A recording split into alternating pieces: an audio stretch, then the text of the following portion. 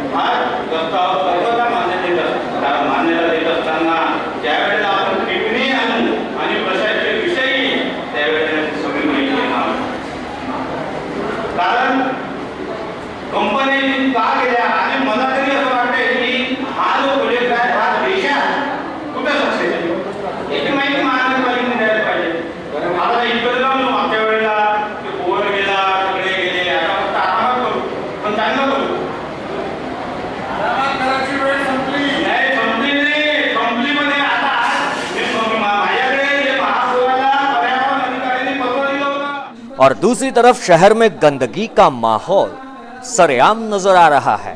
विशेष बात यह है कि करीब 10 महीने हो जाने के बावजूद आज भी भाजपा जनता के सामने आने से कतरा रही है।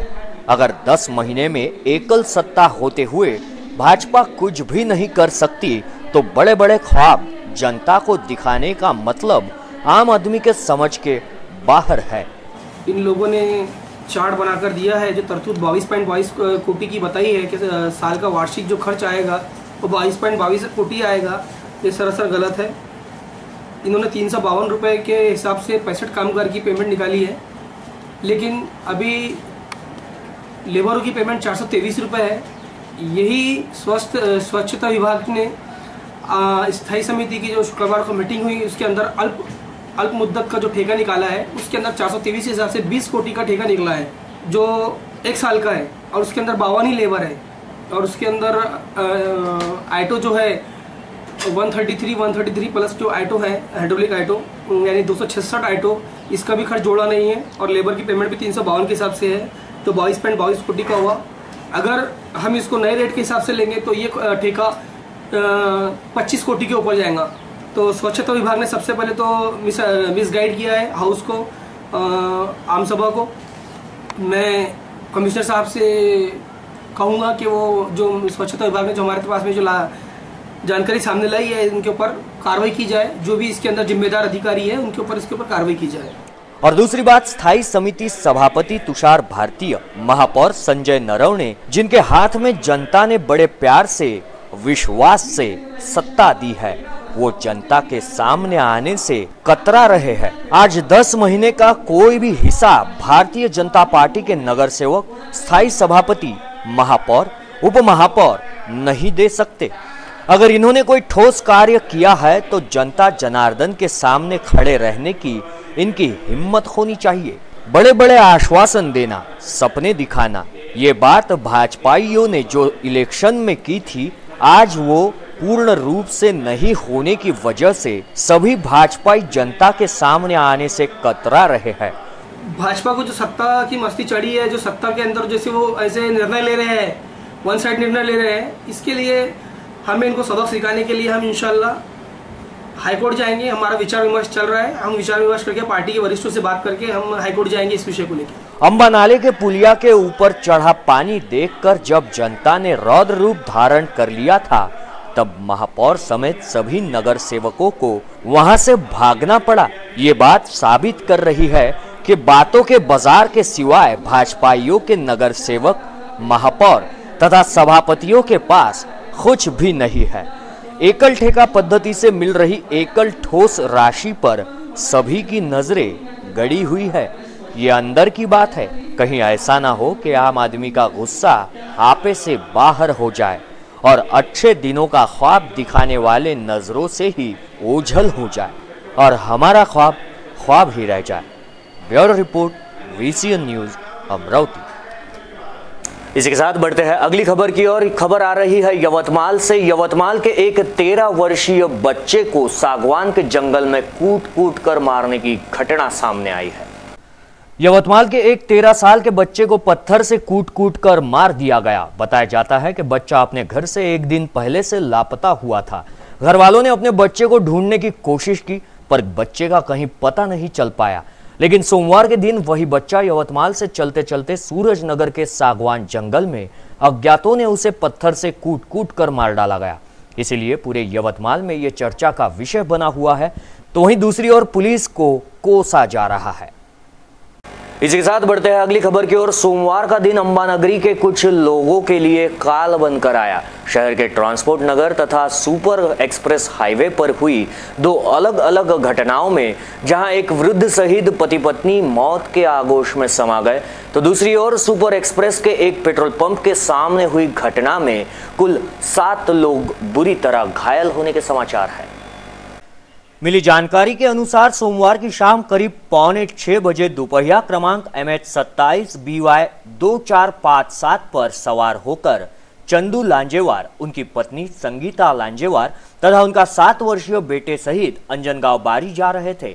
जब इनकी दोपहिया सुपर एक्सप्रेस के एक पेट्रोल पंप के सामने पहुंची ही थी कि विपरीत दिशा से आई MH14 CC 7322 नंबर की कार ने लांजेवार की दोपहिया को जोरदार टक्कर मार दी।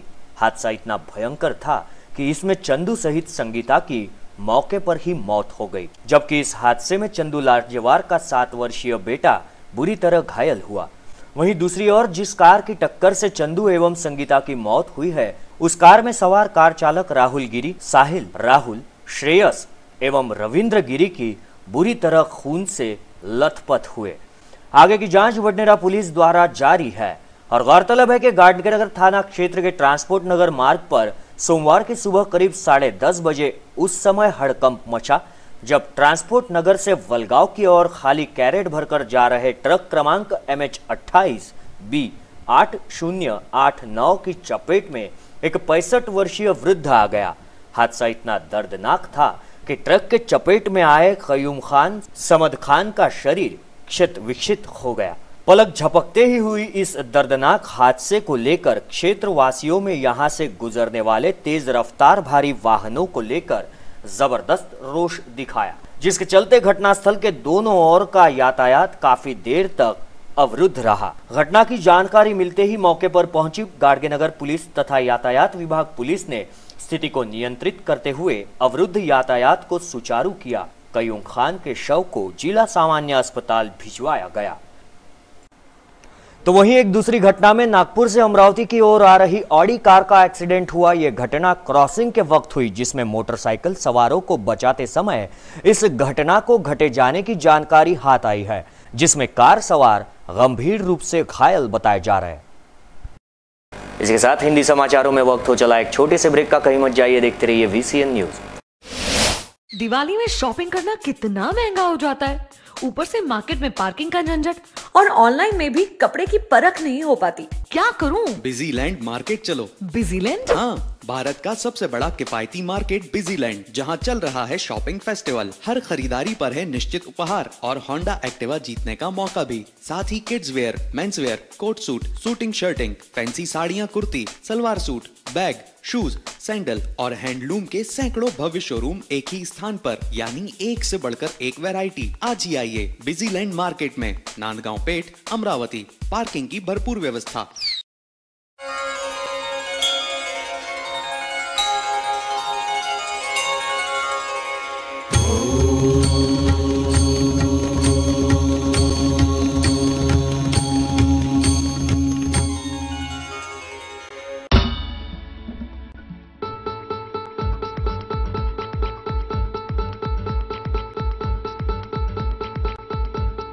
घरची शान, घरचा मान, घराकडे तिचे सर्व ध्यान।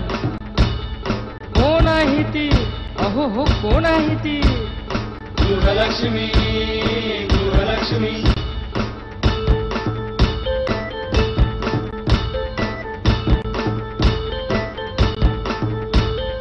ममते पोटी प्रेमासाठी झटते नेहमी घरच्यासाठी।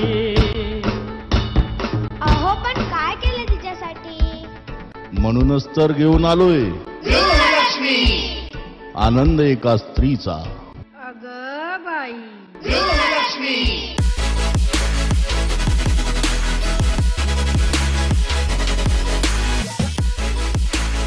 आप देख रहे हैं VCN न्यूज, आपका विदर्भ, आपके समाचार।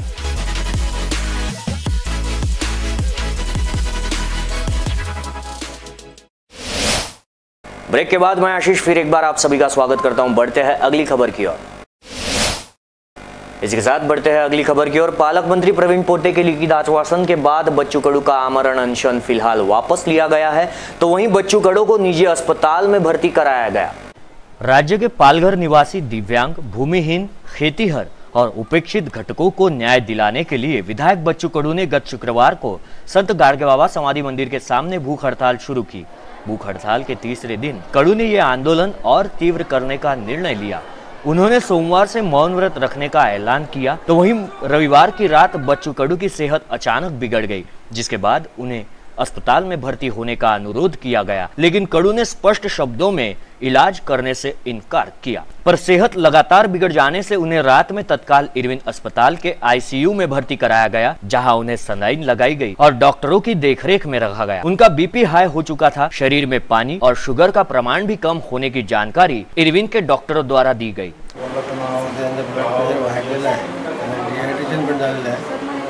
उपाशी असल्यामुळे त्यांच्या लघवीमध्ये कीटोन बॉडी झालेला आहे। याचा अर्थ ग्लुकोज कमी पडत असल्यामुळे शरीर जे काही फॅट्स शेअर करतं त्यामुळे ते कीटोन बॉडी झाले आहे। आणि हे सगळं उपाशी असल्यामुळे ते त्यांना थकवा जाणवत आहे, त्याच्यामुळे त्यांना मग आम्ही आग्रह केला भरती व्हायसाठी। बच्चू कडू की सेहत बिगड़ने की खबर सुनते ही समर्थकों के हुजूम इरविन अस्पताल में पहुंच गया। डॉक्टरांनी सांगितलं त्यांचे शुगर लेवल आणि BP वगैरे आणि पायावर स्वेलिंग आहे। अनेक गोष्टींचं टक्केवारी कमी आहे। रक्ताची चाचणी केल्यानंतर सोडियम वगैरे अशा प्रकारचे जनसामान्यांसाठी बच्चूभाऊ झटत आहे। आणि मला तर वाटते महाराष्ट्रामध्ये कदाचित देशामध्ये बच्चूभाऊ सारखा लोकांसाठी झटणारा नेता दुसरा नाही आहे। आम्ही कुठल्याही पक्षाशी संबंधित आहोत काय हा विषय नाही आहे, परंतु लोकांसाठी भांडणाऱ्या या प्रामाणिक नेत्यासाठी आम्ही सदैव तत्पर म्हणून आम्ही या ठिकाणी आलो। पोटे साहेबांनी जिल्हाधिकारी कार्यालयामध्ये आज तातडीची बैठक लावली आणि त्या बैठकीसाठी आमदार बच्चूभाऊ कडू यांनी साधारणतः 3 ते 4 तास चर्चा केली। जिल्हा लेवलचे जे काही प्रश्न आहेत, ज्या काही समस्या आहेत त्या मार्गी लावण्याचा त्यांनी प्रयत्न केला। त्याचप्रमाणे ज्या समस्यांना त्या ठिकाणी वाव न मिळाल्यामुळे आणि मंत्री महोदयांनी मान्य केलं की ज्या शासन लेवलच्या प्रश्न आहेत त्या मी उद्या तात्काळमध्ये माननीय चंद्रकांतजी पाटील यांच्यासोबत चर्चा करतो आणि त्या मागण्या लवकरात लवकर सोडण्याचा प्रयत्न करतो। परंतु हे सर्व झाल्यानंतर जेव्हा आमदार बच्चूभाऊ कडू हे उपोषणस्थळी पोहोचल्यानंतर एक पत्रकार परिषद झाली, पत्रकारांना सर्व माहिती दिली। परंतु जे या मध्यंतरीच्या काळामध्ये जो दीर्घकाळामध्ये बोलण्यात वेळ गेला, त्या बोलण्याच्या याच्यामुळं त्यांची जे प्रकृती खालावली, अस्वस्थ झाले आणि या सर्व घटना घडल्यामुळं आज त्यांची प्रकृती हालाकीची झालेली आहे। म्हणून त्यांना या जिल्हा सामान्य रुग्णालयामध्ये आज दाखल केलेला है। इसके उपरांत पालक मंत्री इरविन हॉस्पिटल में पहुंचकर बच्चू कडू की हालत का जायजा लिया और उनकी मांगों को सरकार की तरफ से माना जाएगा ऐसा लेखी आश्वासन दिया। इसके बाद अन्न त्याग आंदोलन का आग्रह छोड़ देने की अपील की गई। पालक मंत्री के लेखी आश्वासन के बाद उनका आदर करते हुए बच्चू कडू ने अपना अन्न त्याग आंदोलन अस्थायी रूप से वापस लिया है। आज उपोषण केलं त्या अनुषंगाने अमरावती जिल्ह्यामध्ये माननीय कलेक्टर संबंधित सगळे HODs यांच्याजवळ आम्ही चर्चा केली। त्या चर्चेनंतर अमरावतीमधले जे काही विषय होते जवळपास 90% आपण मार्गी लावण्याचा प्रयत्न केला आणि ते मार्गीसुद्धा लागणार आहे। परंतु हा प्रश्न जो आहे हा राज्य लेवलचा असल्यामुळे माननीय मुख्यमंत्र्यांची चर्चा करणं हे फार महत्त्वाचं असल्यामुळे त्यांनी एक महत्त्वाचा विषय ठरवला होता की माननीय मुख्यमंत्र्यांची चर्चा व्हावी।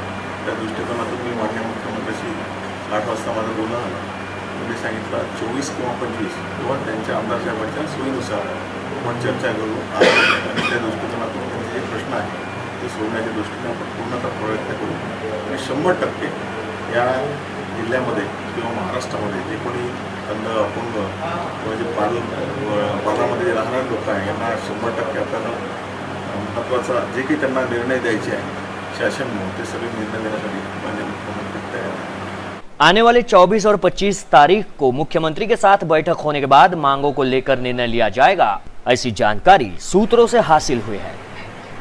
23 अक्टूबर को मुख्यमंत्री देवेंद्र फडणवीस अमरावती दौरे पर आ रहे हैं, ऐसी जानकारी भारतीय जनता पार्टी के जिला अध्यक्ष दिनेश सूर्यवंशी द्वारा पत्रकार परिषद में दी गई।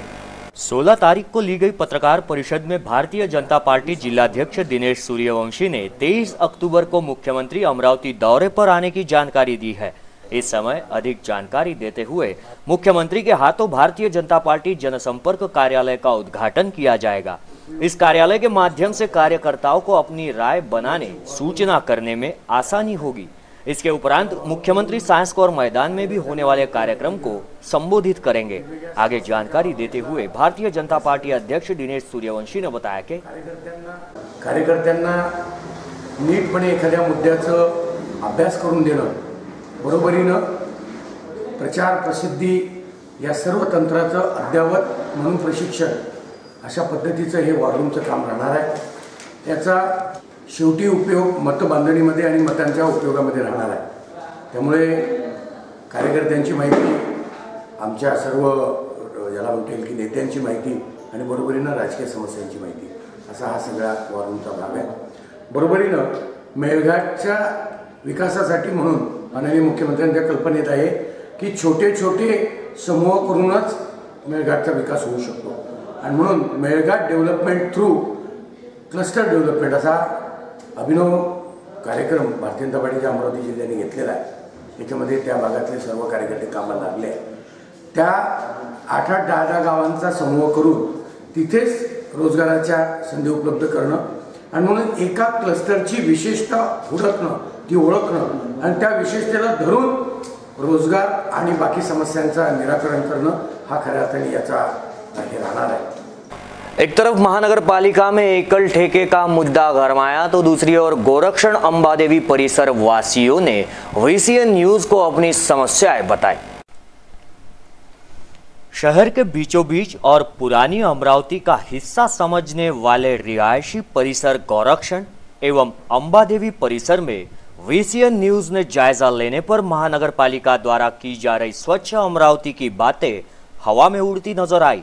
जहां परिसर महानगर पालिका द्वारा स्वच्छता में नियोजन शून्य दिखाई दे रही है, वहीं प्रभाग के नगर सेवक अपनी दिवाली में मग्न दिखाई दे रहे हैं। परिसर के नागरिकों को गंदगी के आलम का सामना करना पड़ रहा है। ये इलाका अंबादेवी संस्थान के करीब है, जहां हनुमान व्यायाम प्रसारक मंडल जैसी अंतर्राष्ट्रीय क्रीड़ा एवं शैक्षणिक संस्था कार्यरत है। उसी परिसर में महानगर पालिका के नाक के नीचे ये गंदगी का आलम नजर आया, तो बाकी परिसर में महानगर पालिका स्वच्छता के प्रति कितनी गंभीर होगी, ऐसा सवाल परिसर के नागरिकों द्वारा किया जा रहा है। मच्छर डासांचा भरपूर त्रास झालेला आहे, तसेच डुकरांचा त्रास झाला आहे। सर्व्हिस गेल्या 6-6 महिन्यापासून साफ होत नाही। मध्ये मध्ये तक्रार केल्यानंतर 2 व्यक्ती येतात, हातून करून चालले जातात। डुकरांनी पुन्हा कचरा त्या नाही टाकल्यानंतर स्थिती होऊन जाते। नगरसेवक कधी चक्कर मारत नाही, आला तर परवारी निघून जातो। आपले नगरसेवकांचे नावं सांगा। अजय सारस्वत आहे आणि प्रणित सोनी हर्षी मॅडम आणि कुलकर्णी आला होता, पण ते रोडचं काम करून गेलं। बाकी सांगितलं मुरुम टाकून गेले। तर मला तुमच्याकडनं आणखीन जाणून घ्यायला आवडेल की नगरसेवकांचं कुठेतरी या प्रभागाकडे किंवा या विभागाकडे दुर्लक्ष होतं असं वाटतं का? हो, निश्चितच। कारण की डेव्हलपमेंट फंडच्या नावाने महानगरपालिका आमच्याकडून टॅक्स वसूल करते, पण हा डेव्हलपमेंट आहे कुठे? आमच्या कॉलनीमध्ये कित्येक वर्षापासून परमनंट रोड नाही आहे। सर्व्हिस गल्ल्या अतिशय घाणेरड्या आहे। गायींचा खूप सारा त्रास आहे। आमच्या कॉलनीतील मुलं, स्त्रिया, पुरुष लोक रस्त्याने येता जाता करतात, तर रात्रीच्या वेळेस गायी त्यांच्या मागे धावतात। मग याकडे लक्ष कोण देणार? नक्कीच इथे डुकरांचा सुद्धा सुळसुळाट आपल्याला बघायला मिळतोय। या संदर्भात तुम्ही पण आता काहीतरी सांगणार होतात। दिवसभर मोकाट गुरांचा त्रास,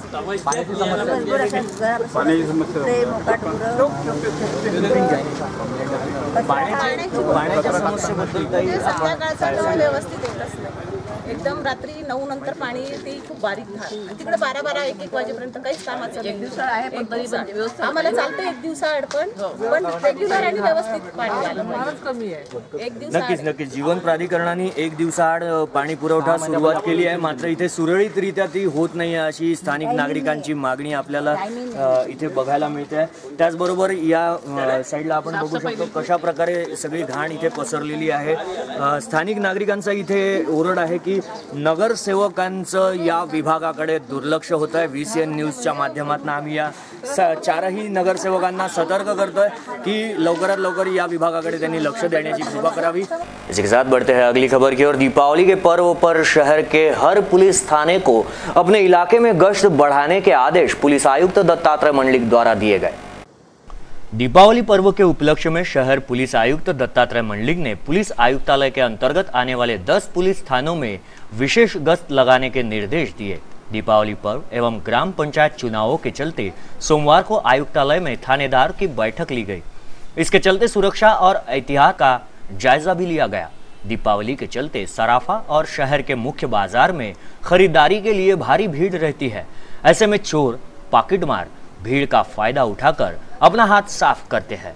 दीपावली के दिन महिलाओं ने सोने के आभूषणों और लक्ष्मी पूजन के दौरान घर से बाहर निकलते देख अपराधी अपनी घटना को अंजाम देते हैं, जिसके चलते रिहायशी इलाकों में पुलिस गश्त जरूरी रहती है। इसीलिए अपने पुलिस थाने क्षेत्र में तगड़ा बंदोबस्त तैनात करने के आदेश आयुक्त के द्वारा दिए गए।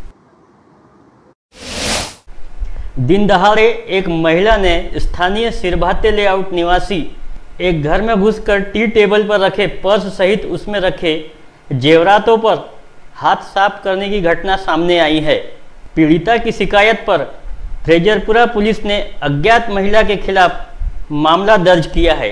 पीड़ित महिला ने फ्रेजरपुरा थाने में शिकायत दर्ज कराते हुए कहा है कि अज्ञात महिला ने उसके घर से 2 मंगलसूत्र, नेकलेस, कान के झुमके, 12 ग्राम की सोने की अंगूठी, 27 ग्राम की सोने की चूड़ियाँ, 18,000 का मोबाइल तथा चांदी के 2 कड़े, ऐसा कुल 2,59,000 के माल पर हाथ साफ कर दिया है। मामले की जांच फ्रेजरपुरा पुलिस कर रही है। सातुर्ना स्टॉप के नजदीक पवार मंगलम में लगे सेल में शहरवासी आकर्षित हो रहे हैं। भरपूर स्टॉक एवं वैरायटी होने से खरीदारों की भारी भीड़ लगी हुई है। गौरतलब है कि आगामी 19 अक्टूबर को पूरा देश दीपावली का पावन पर्व मनाने के लिए बेताब है। दीपावली के पावन पर्व पर शहर भर की जनता कपड़ों, ज्वेलरी, खाद्य सामग्री के महिलाओं तथा युवतियों के लिए मॉडर्न शूज भी खरीदी कर रहे हैं।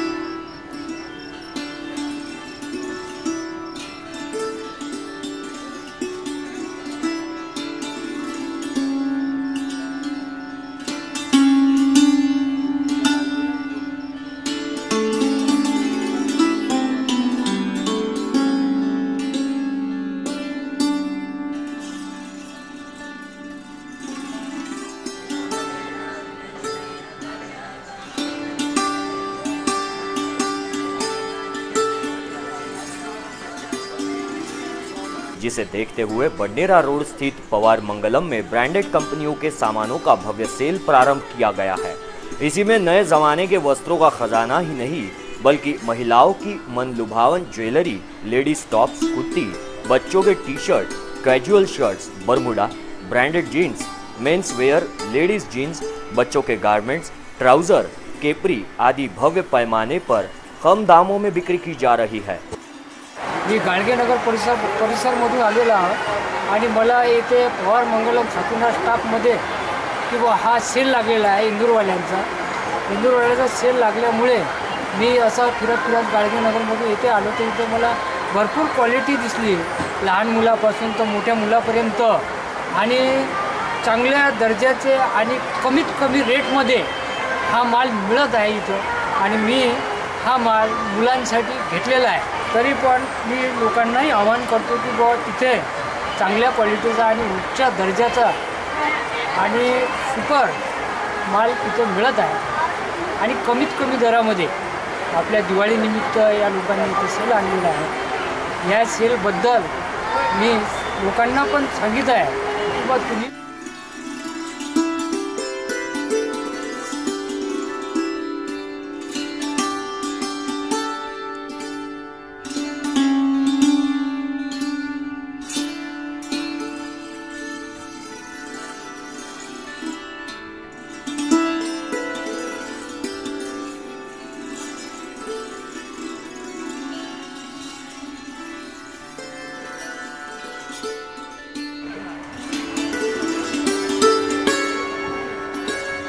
संचालक ने बताया कि यह सेल दीपावली तक प्रारंभ रहेगा। इससे पहले कि इस ब्रांडेड सेल को शहर में ही नहीं बल्कि देश के अनेकों शहरों में जमकर प्रतिसाद मिल चुका है।